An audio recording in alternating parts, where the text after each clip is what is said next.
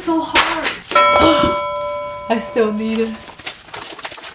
Hey guys, welcome to my channel. This is my first video. I'm a little bit nervous. That's a human in me. And if you like this video, please give it a thumbs up and subscribe to my channel. Can you believe it's March already? No, I cannot believe it either. What does that mean? It means it's gonna be April soon and it's gonna be final week.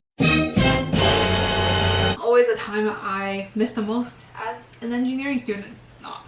Anyways, there are strategies to improve your grades. Let's dive into it. My first strategy is to always study your later exams first. It sounds super counterintuitive, but let me explain.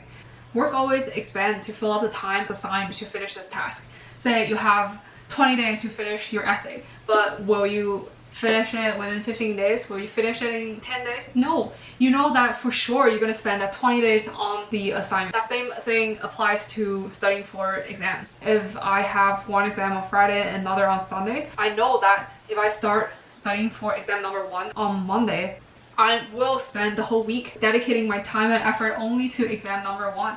And then by the time it's Friday after exam 1, I only have 1 day to study for exam 2. And that's not good at all. So by studying for exam number 2 first, you have like a big general idea of what the course is about, what the exam is about, and what your professor is going to test you on. First, you don't even need to go into super detail about what's going to be on the exam. You just need to have a general idea, the most important concepts you have to follow. Then by the time you get to study properly for exam number 2, you will find it's so much easier. I will spend like 1 or 1.5 days on exam 2, and then I go back to study for exam number 1 till the actual exam happens. Then I go back and it'll be so much easier to study for exam number 2. Oh my god! Wow! Okay, so strategy number 2, instead of reading through all my notes just by myself, I would ask myself questions as if I'm the professor and I answer my own questions. It sounds stupid, but it's not. Have you noticed that sometimes when you're reading your notes, you're like, oh, this is so easy, the concept is so easy. Did you really know? Did you really know? It's not going to be the same case for exams. Exams are designed to f with us. Exams are designed to make us feel worthless. I'm just kidding. But I don't think it's going to be a mark charity held by the professor to give you easy marks. Even if you understand everything by reading the notes, it's going to be totally different when you try to use that knowledge in context. So what I would do is I picture myself as me, like I'm the professor, sorry.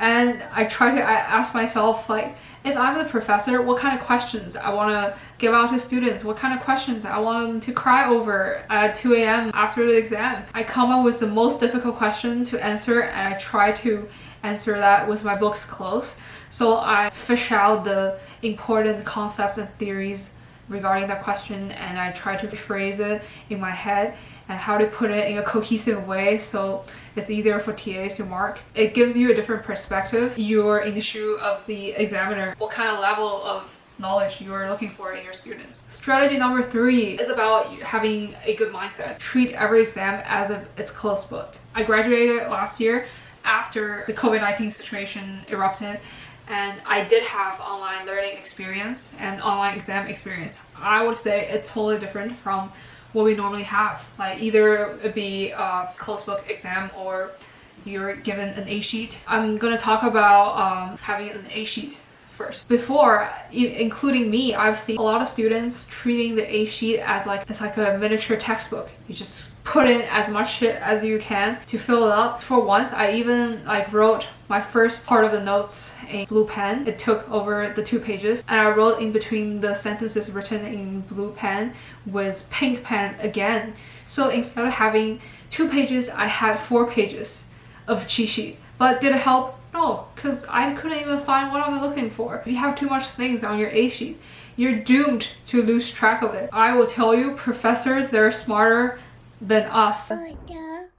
They know how to f with us. They know exactly how to come up with an exam that requires nothing from your A sheet. The A sheet is there for your own comfort. To make you think that, oh, I got this, but you don't if you don't understand the concepts behind everything. This mentality can be even worse for online exams. I used to think that, oh, I have the textbook, I have the lecture slides, I have my notes, I have all the problem sets, and I'm all set for the exam. I didn't even study as much as I did before, but the mark turned out tragic. By doing the A sheet mindlessly, just having all the study materials in front of you, it's not doing you any favor.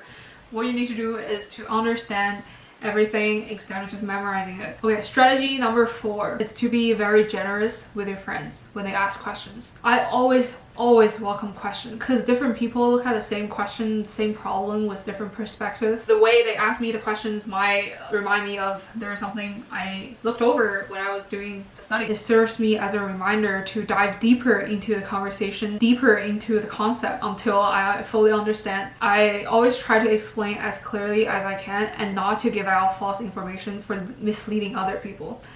And this always drives me to dive deeper into the concept. If I don't fully understand something, I don't feel comfortable explaining it to someone else. This kind of sense of responsibility help me also be responsible for my own learning. Strategy number 5 is to read your syllabus and do your past exams, but don't rely too much on them. There is an extent to which those materials are useful. So for syllabus, always read them because you can clearly see what concepts the professor wants you to pay the most attention to. Normally you have a textbook with 400 pages inside, and the professor is going to cherry pick what they think is most important for you to learn. By reading the syllabus, you know you're not wasting time on the less relevant topics, and it helps you focus. Actually, I feel like a lot of questions I have about one exam can be found on the syllabus. Oh, I know students always like to ask, oh, is this going to be on the exam? Is that going to be on the exam? Just read the syllabus. It's all on there. Also, the professor needs something to base their exams on. And most of the time, the syllabus is like a really good way to start for them. Or they're total psychopaths and they do something completely different from what they give out to you, and they have their own standards in their office. That's so upsetting. Good luck on that. As for past exams, always do them, but don't spend too much time on them. It's always hard to find an instructor who's consistent with their teaching style, unless that professor had been teaching the same course in the past 10 years and all the exams look more or less similar. Then feel free to do all of them. No, don't do all of them. It's such a waste of time. Just pick similar questions and do those. I know for my school, we had a lot of courses taught by different people all the time. The reason might be the professors on maternity leave and I want the PhD to take over the course for that year. In that case, use the past exams as a reference. Still read the exam questions, but read it with your notes, because with the notes, you can clearly see what your current instructor wants you to put your focus on. In combination with past exam, it's going to be easier for you to find the balance between, oh, who am I trusting more, the past exams or the current instructor. But look at both. Here we go. The 5 strategies I use to pass all my courses and ace most of them. If you like the video, give it a thumbs up and subscribe. Bye.